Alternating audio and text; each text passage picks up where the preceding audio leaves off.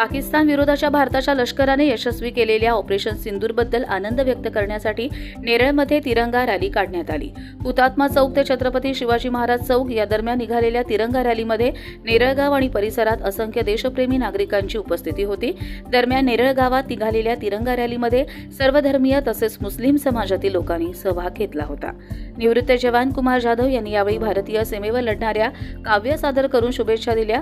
यावेळी भारतीय सेनेचे निवृत्त जवान कुमार जाधव आणि अतुल शिंदे यांचा समस्त तिरंगा रॅलीच्या वतीने ॲडव्होकेट दीपक गायकवाड यांच्या हस्ते सत्कार करण्यात आला.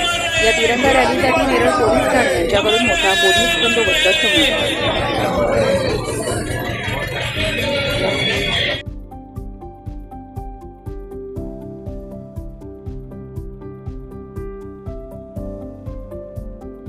कर्जत लाईव्हसाठी महेश भगत, नेरळ.